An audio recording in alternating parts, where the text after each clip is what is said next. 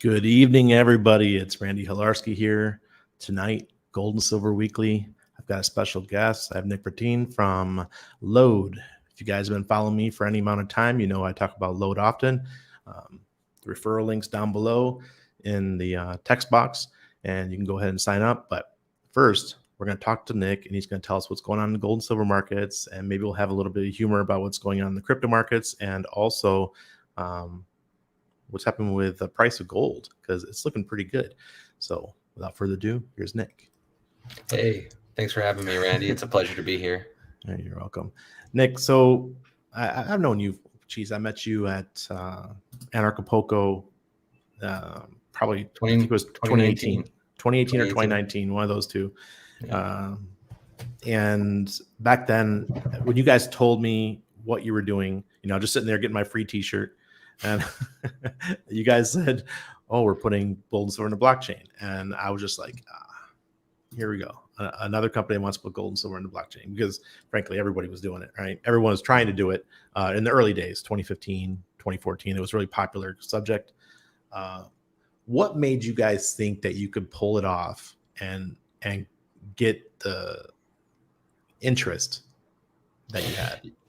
I mean, that's a really interesting question. I mean, like, why did we have the audacity to believe we could do this, right? Exactly. Ultimately, it came down to the fact that we looked at the market and we said, we don't think anybody's got this right yet.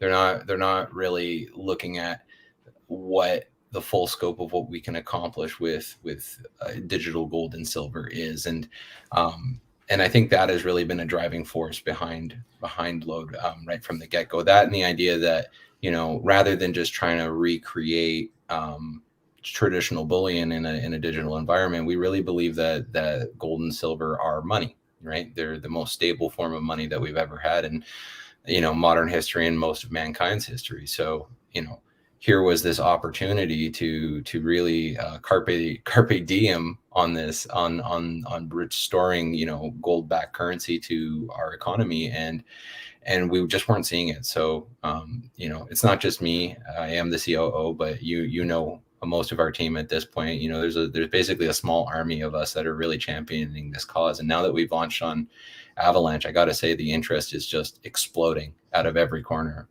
We've been in business for about 5-6 years now, but really I've never seen, despite everything that you're seeing in the market right now, I've never seen so much interest than I am seeing today, which is fantastic to see, because it means the movement has actually grown.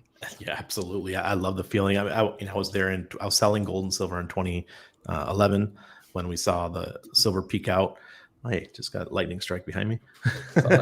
Yeah, here we go. Gold and silver. So I lived through it. I got to experience it. When I first got into gold and silver, it was 2006. When I was a kid, I used to get gold and silver coins for Christmas, man. I was one of those kids. My aunts would buy me the dollar, the Liberty dollars and all kinds of things. And I loved it. And I had a huge coin collection, but I really didn't get into it until 2006 when I read Peter Schiff's books, The Dollar Collapse. And that's what brought me in. And I was a big fan of Ron Paul. So those two things, really put me on the path. And then I just went and started selling gold and silver here in Panama in 2011. That's what really changed my life. And I really have to thank gold and silver for it. And here in the crypto world, I have to say, people are kind of dicks about it. They really are. They're like, "Oh, Randy, why are you into gold and silver?" And then you got the gold bugs over here and the silver bugs. Like, why are you over in crypto? I'm like, look, guys, I straddle the fence. I love both. I think they're all necessary.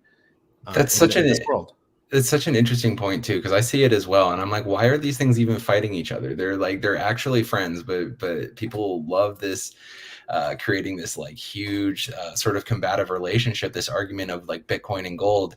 And I'm like, why is it always Bitcoin versus gold? Why is it not gold versus USDC or something like that? Because, if you want to speculate on Bitcoin till the cows come home, great. I think there's colossal upside, yes. But there's one thing we can all agree is that the dollar loses value every year. So why are you taking your wins with it? People are like, "Oh, I got to take my win and put it in USDC, and I'm going to leave it there for a year, and you're going to lose 10, 15, 12%. Well, I don't know what the exact number is, but inflation's bad, and you just got ate away. If you had gold instead, you'd be doing pretty decent.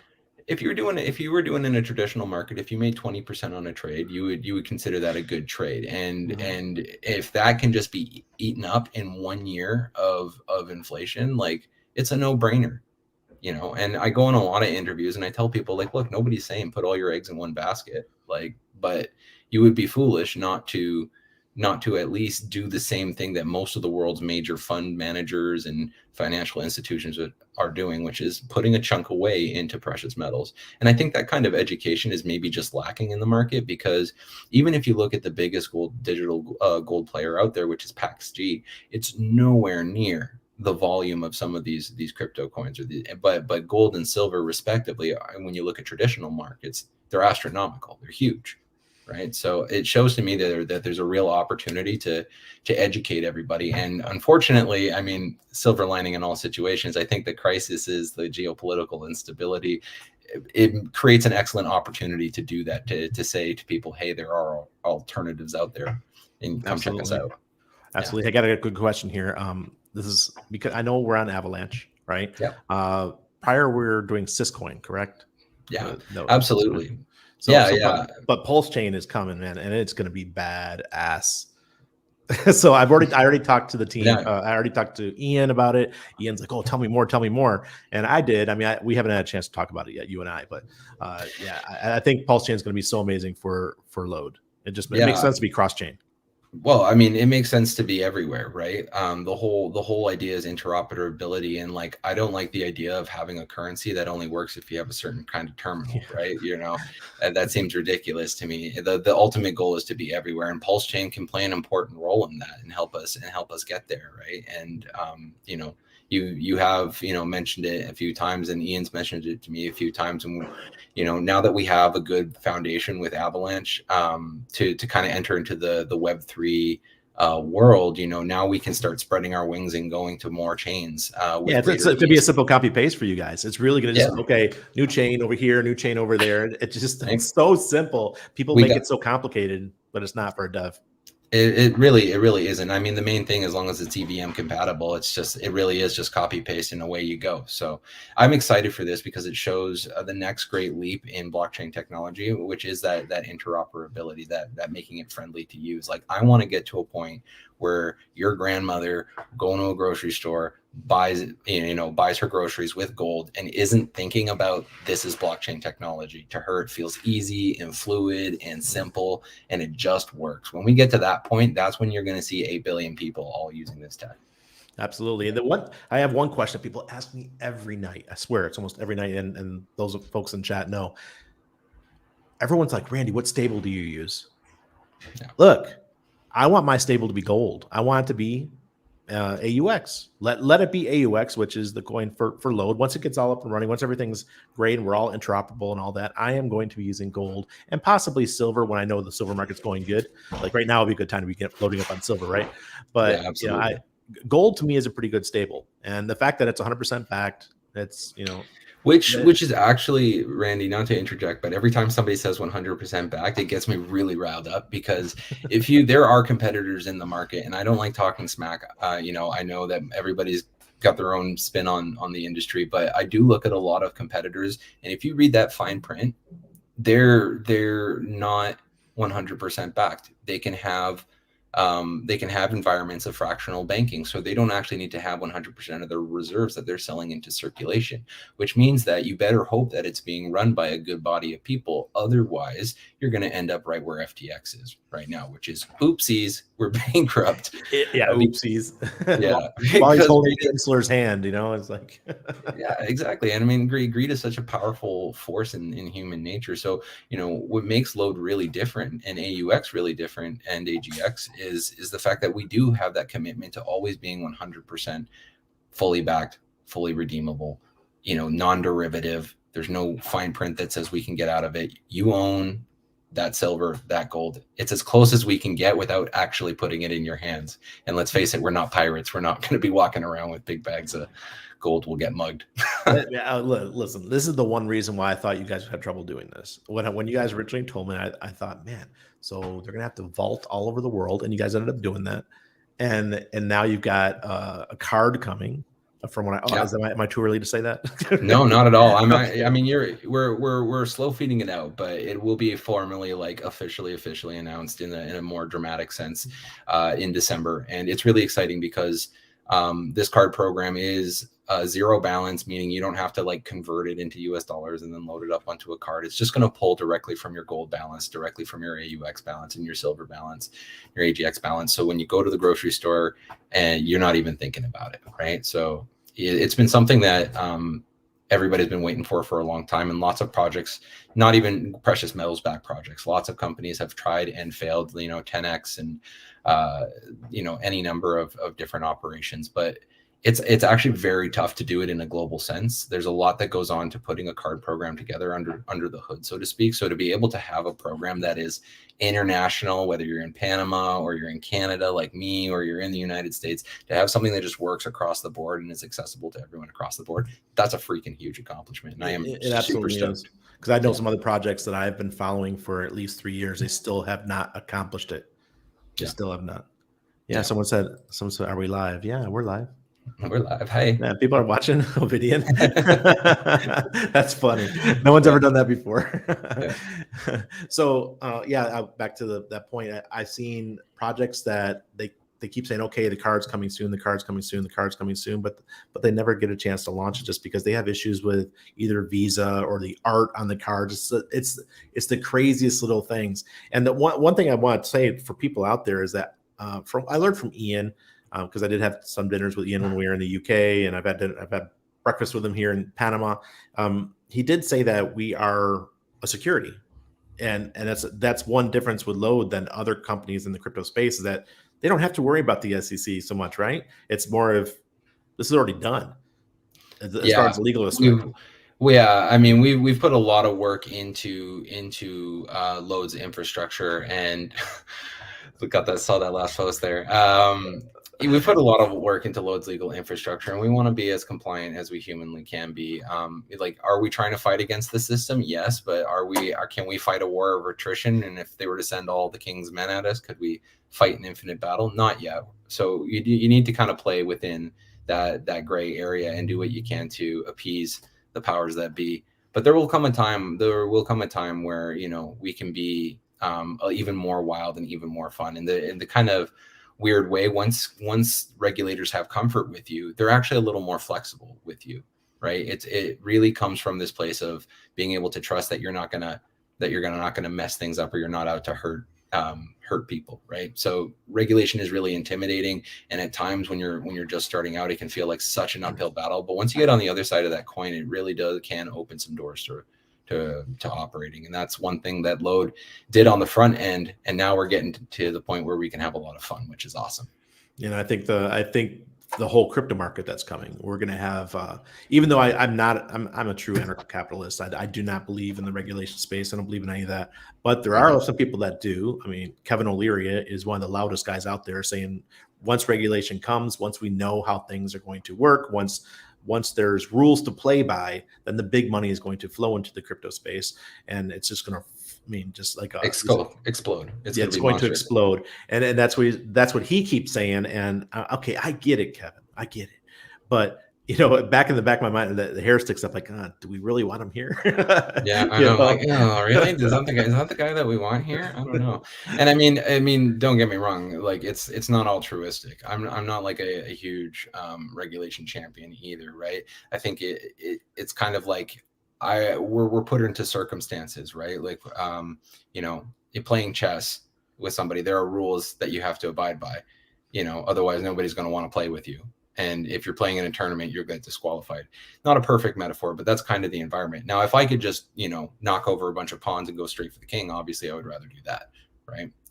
So I feel you in that sense. And these big banks, they're, as I said before, they're not altruists. They're very self-motivated. They're writing regulation in a way and in advising regulators in such a way that means that they can sort of co-opt the movement and gain control of the ecosystem and privacy and freedom, right? Like they've done with the traditional environment. And that's why they panicked so hard back in 2017, was they're like, we don't even know how this stuff works, let alone how to get on top of it. And it took them the better part of 5 years to be at a point where now they're finally at a point where they can kind of execute. And I think that part of what we're seeing right now is that transition. Like the industry is doing what it can to absolutely crush the market and get what would have been the competitors or the sort of bastions of freedom and thought, like trying to break these operations and break these people so that they can swoop in and have an easier time being like, see, I told you so. This guy's the bad guy, right? You need us to protect you, and that's scary stuff. But it is kind of what we is. saw. That's what we're seeing in the U.S. right now. I mean, even Senator Warren came out today saying that we need crypto regulations, and oh my god, and she's so connected to what's his name, Sam Bankman-Fried. Yeah, Sam Bankman-Fried. Yeah, I've heard that name before. Yeah, and I mean the U.S. is so backwards too. Like there are lots of countries and places that have done. We already lost a lot of NFTs. I'm sure he did. I bet he did. There are a lot of places that are doing crypto regulations so much better, and it is a delicate balance. You don't want it to be an absolute hellscape with a lot of like fraudsters out there, because they do exist. People get rug pulled, and it friggin' sucks if you threw capital in. But at the same time, it doesn't need to be this nasty overarching business that they're edging us towards in the Western world. So part of Lode's modus operandi is to avoid as much of that as much as possible. Like I said, like we do what we can with regulators for them to be comfortable with us. But part of the reason we structured the company the way we did was so that we would have greater autonomy. We're not trapped in America. We're not trapped in Canada or Europe or Asia or Africa. We are all over the map. We have operations everywhere, and that allows us to have greater flexibility with the tools and the things that we can provide to people, because we're playing on a global level, not just in one region. Yeah, geez, that's so great. I love that part of it. The one aspect, and I always complain, you guys hear me complain all the time, is the KYC part. But yeah. I do understand it. It's almost like having a bank account, but your bank account is gold and silver. That's just how I'm going to approach it from now on. If I go down there to Casa de Ojoros, that's one of the national banks right there. If I go there and try to open up a bank account, they're going to ask for my ID, they're going to ask for my information, and I'll get a card on the spot, right? Hey, so it's similar to what you guys are doing. No, totally right. And here's the thing: we only need to do KYC when you are buying directly from us. When you look at a real deal, like a deal in person, if I were to walk over to your house with a brick of gold, I could look Randy Hilarski in the eyes and say, "Take this gold for me." It's obviously Randy. I don't need to sweat it. In a digital environment, we can't tell that, and that's what the KYC is there for. So if you want to buy directly from Lode, you want to send us a wire transfer, we need to know your bank account so we can send you a wire transfer, right?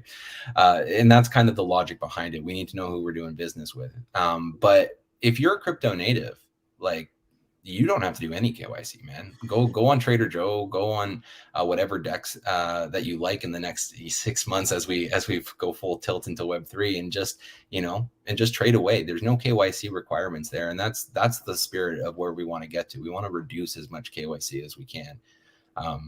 There are just certain requirements when you're going direct to the source. If you want to think of it like wholesale versus retail. That's great. And I have to say, I had a meeting yesterday with the GS DAO guys. Yeah. And that's coming to Gold Silver DAO. Yeah. I kind of I put a little bit of breadcrumbs out there yesterday on, I think it was on Twitter or somewhere, and holy crap, I got off that meeting with Tom and the team, and I was, what? Yeah. This is awesome. I was like, this is like any gold and silver guy's dream, but on crypto, as long as they understand crypto.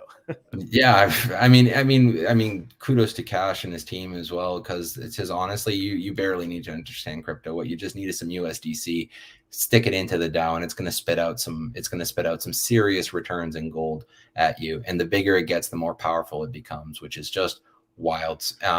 When we saw the GS DAO guys come sort of pilot their project last year, it was just like, you guys are so smart. You guys are on the bleeding edge, and we want to be a part of that. And they've been an awesome partner to work with, and had a heavy hand in helping us. Yeah, see, Tin Top knows what I'm talking about. He knows how to work Trader Joe. The GS DAO is honestly like one of the most prolific things in gold I've seen in a long time. And we're really, really excited. We're just going through an audit of their smart contracts. And by the way, guys, when we're talking about audit, we're talking about like the code itself, making sure that the structural integrity is there. Can pen testing, all of that sort of stuff that you want to really make sure that you have rock solid before you put, the next big thing in gold out there. So we're going through that auditing process. And once they come out the other side, then it's time to pull the trigger, and it's going to be fun. Oh It's going to be yeah. fun. For those that just want to make it clear, guys, GS DAO is not Lode, but all the gold and silver is going to be AGX and AUX. That's right. So they're a sister project or a strategic partner, and a bunch of really good dudes, FYI. But they are a decentralized autonomous organization that is looking to allow you to stake in USDC and get huge returns, huge yield in gold.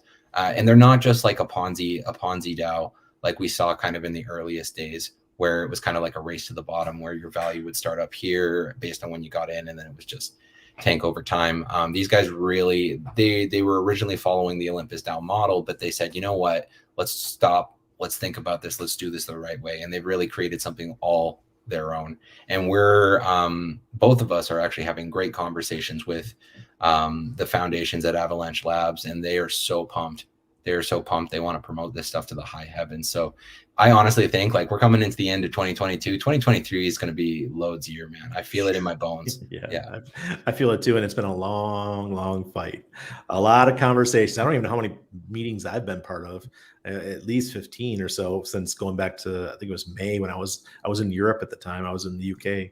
And that was our first call with you, but I had already been talking to other people on the team, and it's just crazy how far it's come just in that short amount of time. I really look forward to seeing what's going to happen. It's a good time to be in the gold and silver market. I think we have one of these 2008 to 2011 situations going on. Mm-hmm. It's probably going to go for a couple of years, might even be longer this time. Yeah, I think the next bull run is going to be the big one, right? We're coming into I think the early majority stage of things. Like there are several million wallets out there now that hold this, and so that was kind of, to me, when you're looking at a global perspective, the early adopter stage in the cycle. Where the next wave is going to be huge, absolutely enormous, enormous for everybody. Geez, and okay, so. We know that we have the AGX token. We know we have AUX, but you also have not talking about the GS DAO. This is totally separate. We also have the Lode token, which just launched in September. And the launch didn't go as good as we wanted, just because there was so much bad news in the world. It was just rough. It was just a rough time to launch anything. But the Lode token, could you explain to everybody what the Lode token is and why it's so important? Yeah, absolutely. So, the Lode token itself is your stake in the project, right? It's how you get benefit from all of the operations that Lode does, right? So, the more AUX, the more AGX that we put into circulation, the more profit the company makes, the more yield the company makes, and all of that yield and that profit goes back to you, the Lode token holder, right? So we have a small fee collection that goes out. It's like you can get as low as like 0.1%. It's tiny. And this serves two purposes. For one, we're vaulting real world assets. We got to pretend like if the company got hit by a bus, how do we like cover costs and all of that and keep the train in motion? So there's that. But then anything that's excess of that, in that fee collector, that's going to go out to you guys. So when you look at companies like PaxG, and I think they do like 40 million a day in business, they have astronomical fees compared to what we put on our assets. And when you do the math on what you're going to earn out of that every 52 days, it becomes a no-brainer. The upside is pretty much infinite. I don't want to say infinite, but the upside is enormous, and you can create an entirely passive income off of digital silver, which is great. But one of the great things about the Web3 version of this asset, rather than the beta versions that lots of initial contributors participated in, is Lode's building out its ecosystem. And we are doing the card programs, and we're working on cashback programs and like all sorts of programs, loyalty engagement programs. All of this is being built into the ecosystem that Lode has built with its app. And that Lode token is going to unlock better and better features and more advantages for you as they come live. So just by holding it, you don't have to have it in the Lode wallet to get the benefit of the micro rewards payouts. But as Lode's ecosystem gets bigger and bigger, holding those Lode tokens in a Lode wallet is going to yield you even more. Absolutely. And I think I remember you guys saying too that the refining, even the relationships with the miners that you guys are going to have, that's all going to be beneficial to the Lode holders. Yeah, it's interesting. It's important to understand as well. Like it's not just how much gold and silver we put into circulation. It is all of the revenue. I shouldn't say all of the revenue. All of the profits that the company makes after covering costs and all of that. All of that from all of our different operations goes back to the Lode token holders in the form of digital silver and digital gold. So we are in the process of working with miners in Mexico and working on creating a full stream of silver supply going directly to the source. Profits that come out of that goes back to the Lode token holder. We are building the world's first NFT bullion marketplace that's going to try and compete with traditional bullion dealers and a lot of the paper silver market. Any profits that come from that are going to go back to you, the Lode token holders. We've got exciting projects in the realm of fashion and real estate and gaming, and it goes on for days and days and days. And the point here is that all of this benefit that the company and that the project ultimately creates goes back to the Lode token holders, which is huge. I don't know of any other operation out there that's really quite so generous. I'm sure they're there, but they're few and far in between. And I think the scope of Lode is also so big. It's not just this coin backed by gold, and that's all. You're just trading the coin. There's so much more to it. What is this Lode supply? Yeah, so the circulating supply right now, I believe, is around 24 million. The hard cap, the most Lode tokens that can ever be in circulation, is 77 million. And Lode has a you can check on the support.lode.one, but we actually have a pricing curve that we use to say how Lode sells in those tokens into the market and on what kind of a schedule it sells in. So if you're an analytical mind, smarter than me, those numbers are there for you guys at support.lode.one. Oh, I'm sure there's lots of ankle biters out there that want to know the numbers. Believe me, right? The crypto space attracted all of them. That's right. My data analyst included. Yeah, they're just like, oh, just give me the numbers. I want to know the numbers, and they'll spend 2 hours figuring everything out. Okay, this person owns this. I just being a hex holder, I know the feeling of having 20 people constantly looking at your address, and people knowing how much coins you have, when you're selling, when you're buying. That's the part of crypto that can be nerve-wracking, but it's also interesting that you could see when things are being sold, and you can get an idea of the temperature of the market without having tons of layers like the stock market has, where you can't really know what's going on. Here everything's open. Oh, you just went mute. There you go. Sorry about that. I don't know. AirPods. Okay. Just got these things today, but yeah, it's a double-edged sword with the whole transparency thing. On one hand, like we've had fraud attacks before on our platform, or attempted fraud attacks, I should say, and it's a scary thing because you're doing your best. You have your treasuries, you put all this effort into creating this great system, and then of course some knob's going to try and break it, right? And so when you in those kinds of situations, having transparency, or if you're doing like a short-term loan, transparency on the blockchain is awesome for that kind of stuff. But then at the same time, when you go back to respecting privacy and freedom, I don't necessarily want everybody knowing what I bought. Right? I understand. Same way I know that a lot of guys on here don't want their wives to find their browser history, All jokes aside, you get where I'm coming from here. So it is a delicate balance in most things. Again, we try to only do where necessary, right? So if you are taking a loan, we need to make sure that all parties involved feel safe. You need to know what you did last Saturday night when you spent a whole bunch of money at that bar because you got loaded off of buying Lode, right? We only try to provide the essentials where it's needed, and we're not looking into your information otherwise. And that's really important, that we respect your privacy. That's cool. Yak says, for those that do choose to KYC, let's say for the card that comes out, how is that information used? Yeah. Okay. So that's a great question. So the card, the KYC on the card goes to the credit card program provider, right? So that's a third party. They are the ones with the relationship with MasterCard and Visa, right? So in order for things to use the Visa rails, it needs to be approved by Visa, the company, in order to use the payment rails. And that's ultimately what the KYC is used for, is to do things like fraud prevention, right? So when somebody pretends to be somebody else and uses or steals somebody's credit card, which does happen, we have these kind of verification processes. Like, identity theft is a real thing. We've seen it happen on our platform, right? Thank God we caught them. But it is a real thing. And so that's how we use KYC. Nobody is looking at your transactions being like, I don't think Dennis deserves groceries today. You know, it is only used in an environment where you're like, whoa, hold up, this doesn't make sense. Like this should be this, and this is not aligning. We should red flag this and escalate this to make sure that this is an identity theft or something similar to that. So that's how KYC is used when it comes to the card. It's to make sure you are who you say you are.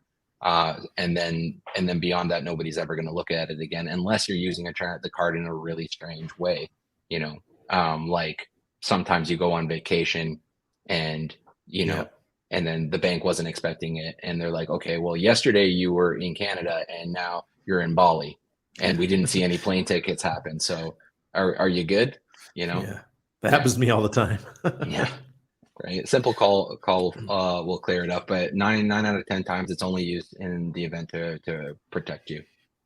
Plus Chain Trader says, what are the fees on the card? Do you already know that yet? Yeah. I mean, I guys, I'm loving the enthusiasm. I do want to save some surprises for the actual announcement, for the formal announcement. It's going to come out in December. So hold on to your hats for that. Again, coming in December, we'll have all the details for you guys then about, you know, what it costs to load up on the card, you know, to get access to the card, any sort of transaction fees associated. All of that will be documented for you guys. I tell you, that one of the biggest pains in crypto is the onboarding and the offboarding.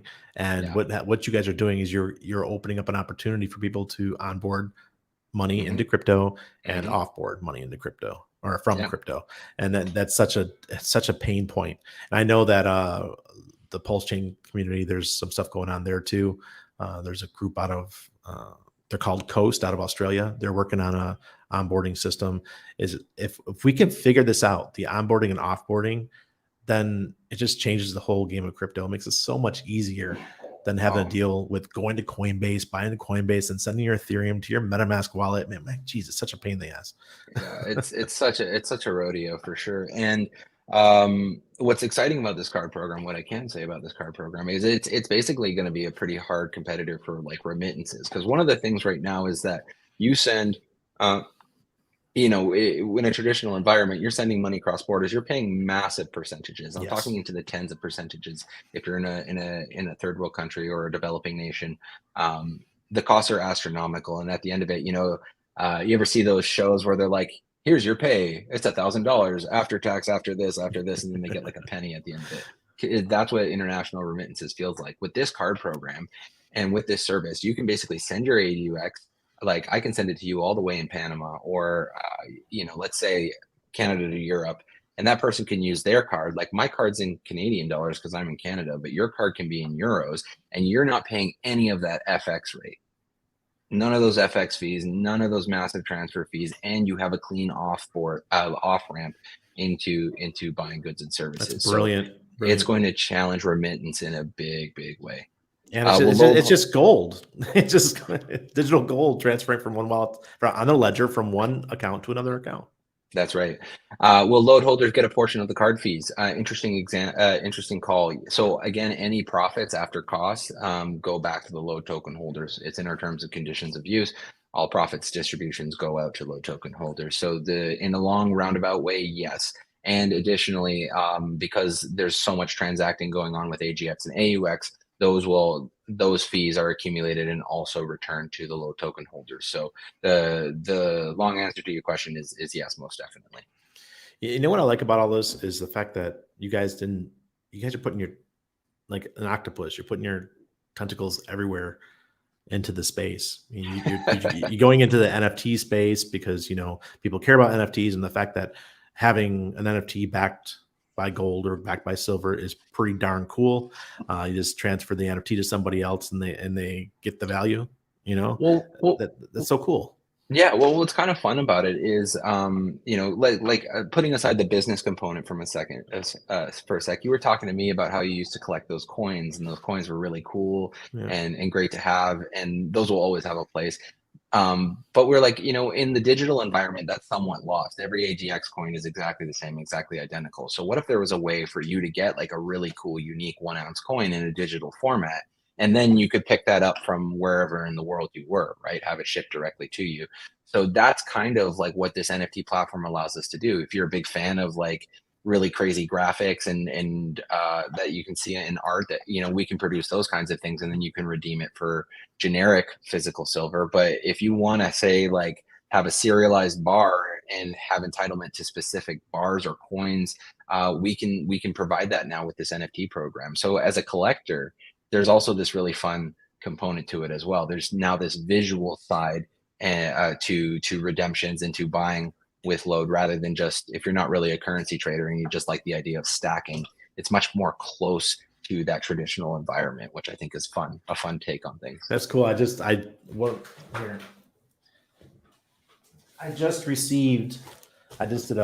unboxing the other night. Someone sent me some stuff, and here's a silver hex token. Love that. With pulse chain on one side, and it's a, you know, it's 0.999 silver. This is a perfect example of something that could actually be an NFT. Like you have the digital version, and then you redeem the digital version and you get the physical version. Bingo, you got it. You're hired. Yeah. So that is very cool. One of my friends at Etaswap, they were doing something similar out of Prague, and it worked really well. I just think it's so cool that we have that now here too.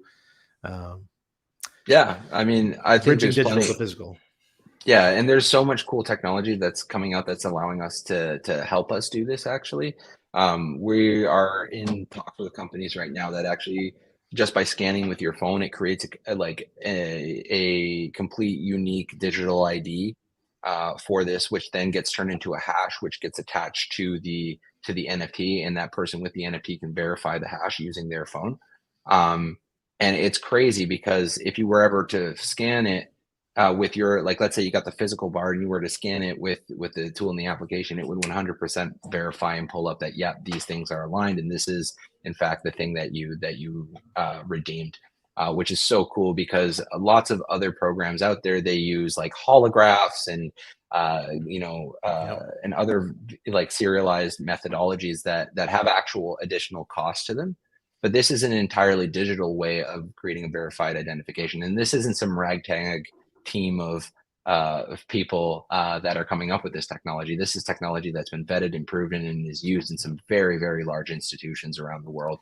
So when we saw this demo, it was crazy. This guy was doing it with blank cards, creating these digital IDs for these blank cards, and it could tell the two blank cards apart. So I'm like, wow, if it can pull that off, you're going to be able to differentiate gold bars in a vault, no problem. Look, I just had a talk with Mike Brown of Fort Kobe Vaults here in Panama last week, and he was just telling us how bad it is with the fake gold and silver right now. Every bar that a customer brings into the vaults, they have to scan the bars to make sure that they're real before, because they're insured, right? Yeah. So if they allow a fake bar into the vault and then the client takes their bar back and they figure out that bar is fake, he's got problems, right? Yeah. So liability issues. So this is one way I can foresee that it saves the gold and silver world from one of our biggest headaches, and that is false gold and false silver bars. Totally. And proof of reserve is going to be a big thing on establishing trust with the broader community, with the global community. I mean, I saw today Binance's proof of reserve is now live. Weird. Wonder why they did that. But it's something that we in the gold and silver market have been doing for ages, right? Yep.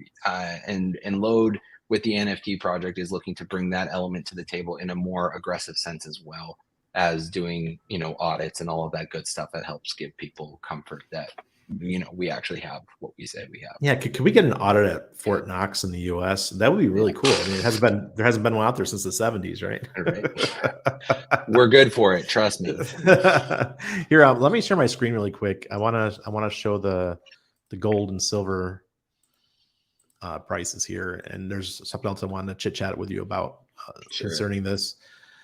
Here's the gold and silver. You see what's happened in the 24 hours. It's looking pretty exciting. Crypto had a rough day.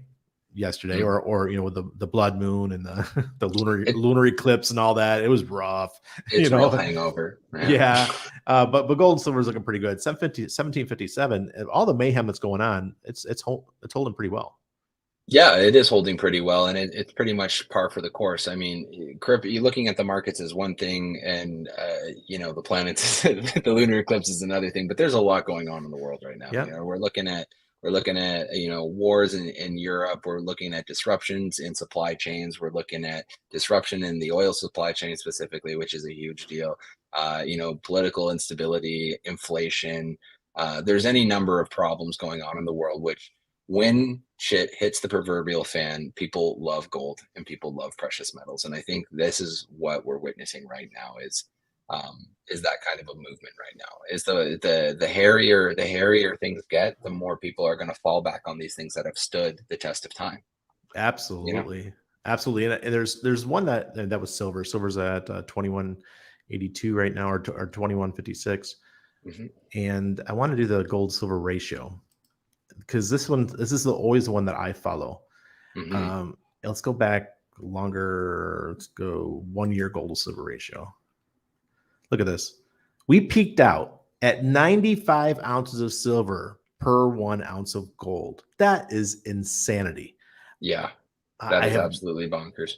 I just can't understand why people, or why the world has come this far when it comes to gold and silver, when we know that silver is used in everything. Just absolutely everything. Our cell phones, our computers, our cars.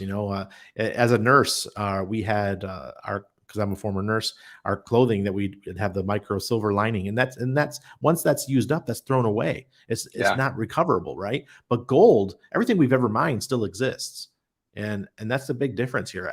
To see a ratio like this just tells me the whole world is out of whack. It totally is out of whack, and we know that silver is an extremely manipulated metal. Extremely manipulated. That's also one of the core reasons for that 100% non-derivative backing that we have, because we know that there's more paper silver in the market than there is actual, gold, silver in the banks, and it's pretty frustrating. But this is also why I really tell people, I had a great AMA the other day where they were saying, which one would you buy? Which one do you like more? Do you like gold or do you like silver? And I said, well, if I'm going for outright stability, I'm going to pick gold. But to be honest, I think silver has the much bigger upside here. Yes. Because once the paradigm shift with the precious metals actually occurs, and most of the supply is actually tokenized by Lode. Jokes aside, not the comics anymore. Yeah, right. When we suck it up out of the comics, and then out of JP Morgan, what's going to happen here is you're going to see a huge spike to return to where the ratio should be and the price of silver and gold should be, and that's going to cause a huge spike. Where we're at right now with silver seems way too low. So I'm excited for the future, but it is a long-term play, and gotta have, what do they call it in the crypto community? Diamond hands. You gotta have diamond hands. Yep. But one thing I have to do a shout out for my friend at Can-Am Bullion up there in Windsor.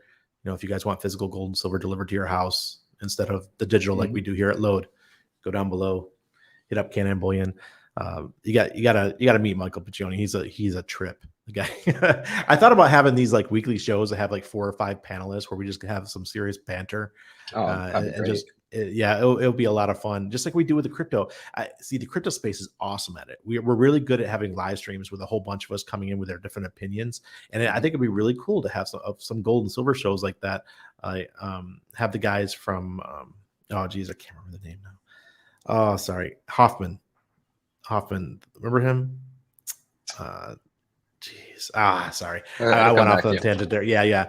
Those guys, they were really good friends of mine too. Peter Spina from GoldSeek. I just showed, that's goldseek.com website. Peter's been a long-term friend of mine, going back. He's the one that actually saved my butt when I lost my gold silver job here in Panama.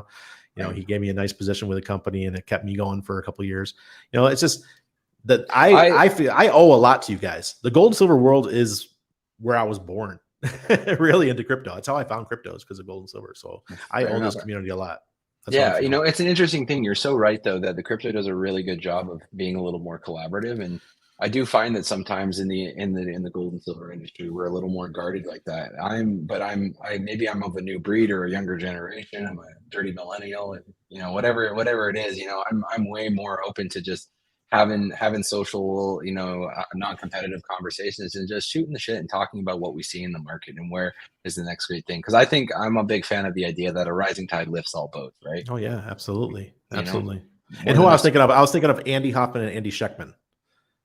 Okay, Andy yeah. Scheckman. Not off the top of my head. Sorry. Okay, all right. Sorry, they used to be writers for Gold Seek back in the day, and very controversial on the gold and silver world, and they were they were a lot of fun. So you get people like that on there and just going at it, and then you have your David Morgan. For those who do not know, David Morgan is one of the. Is David an investor at Lode, or is he just? Yeah, absolutely.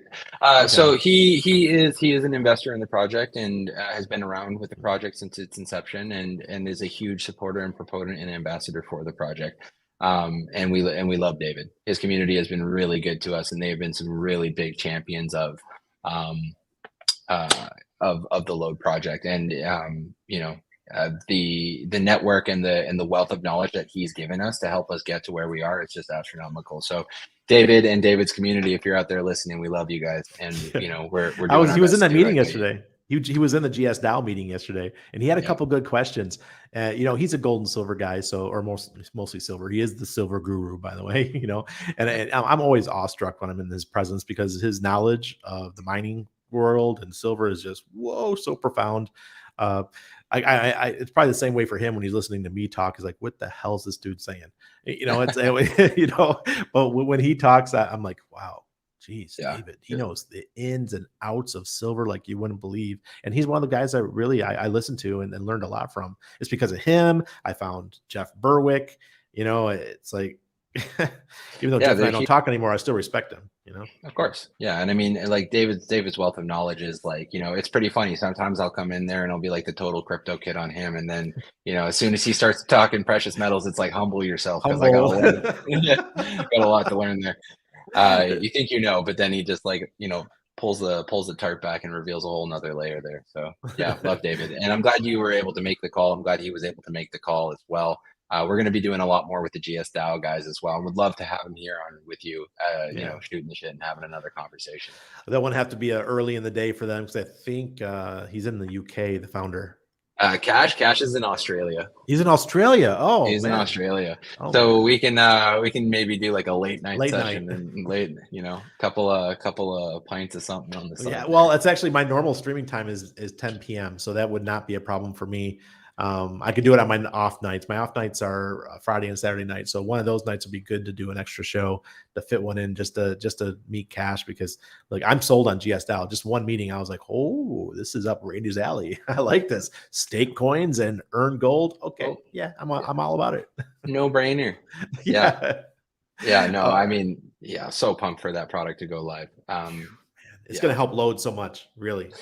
Well, it's like a machine, right? Because it's generating all this yield, and then it's cashing all that yield out for gold, and that gold is our AUX product. So really, it's what's good for the goose is good for the gander, and it really just helps. It actually helps keep consistent buying pressure in the AUX markets. So that's one of the biggest things that projects, regardless of whether you're precious metals backed or not, face, is that you got to find this equilibrium between buying and selling pressure in order for you to have a stabilized price point. And so what the GS DAO has done is effectively given us a very powerful tool to help make that happen, and we all profit from it at the same time.